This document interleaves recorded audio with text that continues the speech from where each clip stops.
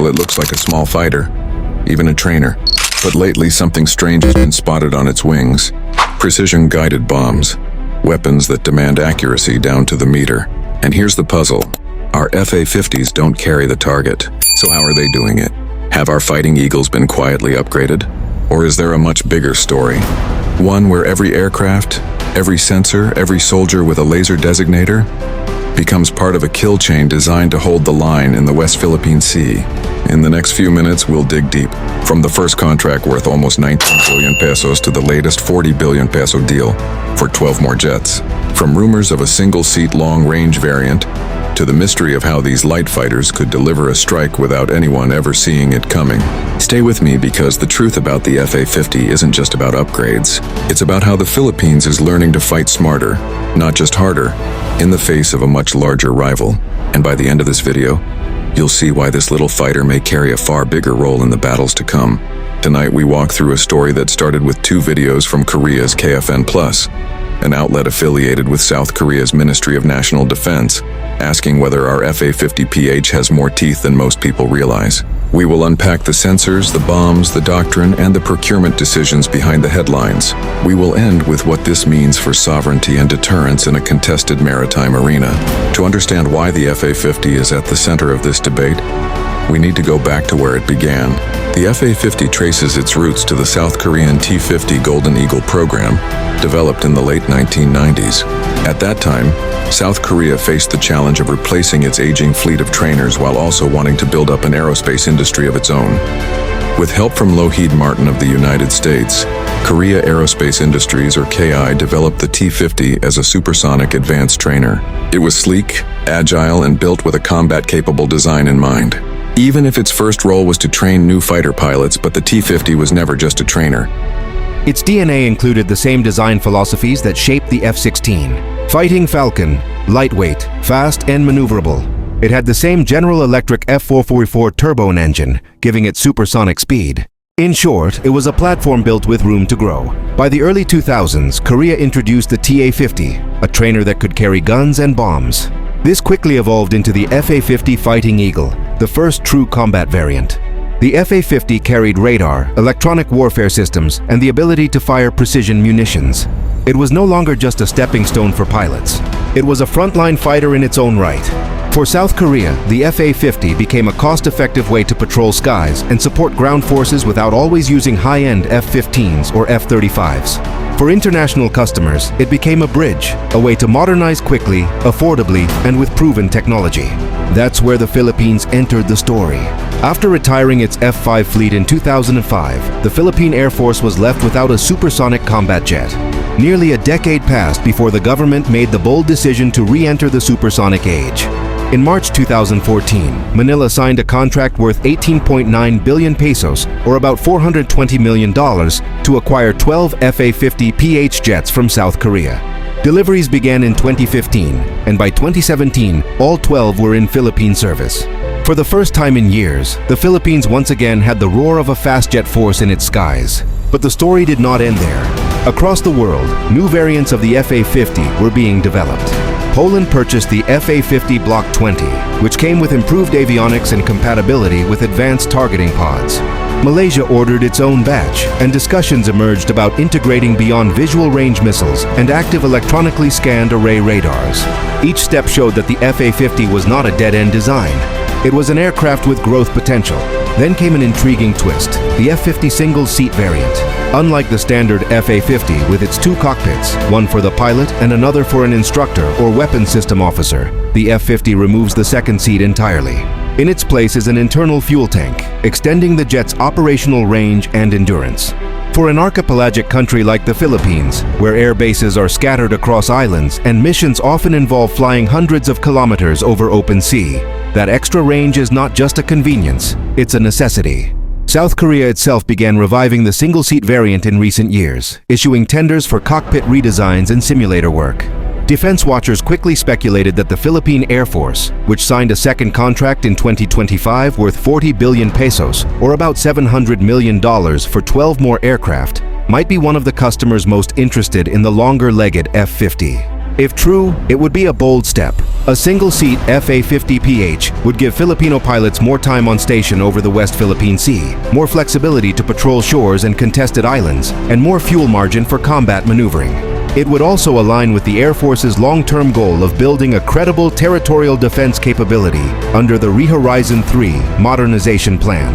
From its birth as a trainer in the 1990s, to its rebirth as a fighter in the 2000s, to its possible evolution into a longer-range single-seat variant for the Philippines today, the FA-50 has followed one consistent path: adaptation. And in a region where threats evolve every year, adaptation may be the most important weapon of all. The second half of the KFN Plus report looked at the Philippines' new order for 12 more FA-50s. And here the speculation turned even more intriguing. The Korean host asked, will these new jets be the F-50 variant? Unlike the standard FA-50, the F-50 is a single-seat version. The second seat is replaced with an internal fuel tank, giving the aircraft longer operational range. For a country like the Philippines, an archipelago stretching over 7,600 islands and tasked with defending the West Philippine Sea, range is not just useful, it is essential. KFN Plus pointed out that the Philippine Air Force has been learning from the limitations of its current fleet. While the FA-50PH is agile and combat-proven, its endurance is limited compared to larger fighters.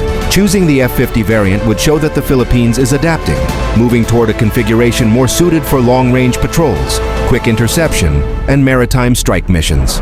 But here's where it gets even more interesting. KFN Plus raised the possibility that the Philippine Air Force may already have conducted quiet upgrades on its FA-50s. These silent improvements, not always announced publicly, could include integration of new weapons, upgraded avionics, or improved data links. For a country that faces constant pressure in the West Philippine Sea, it makes sense not to reveal every new capability. The second half of the KFN Plus report looked at the Philippines' new order for 12 more FA-50s. And here the speculation turned even more intriguing. The Korean host asked, will these new jets be the F-50 variant? Unlike the standard FA-50, the F-50 is a single-seat version. The second seat is replaced with an internal fuel tank, giving the aircraft longer operational range. For a country like the Philippines, an archipelago stretching over 7,600 islands and tasked with defending the West Philippine Sea, range is not just useful, it is essential. KFN Plus pointed out that the Philippine Air Force has been learning from the limitations of its current fleet.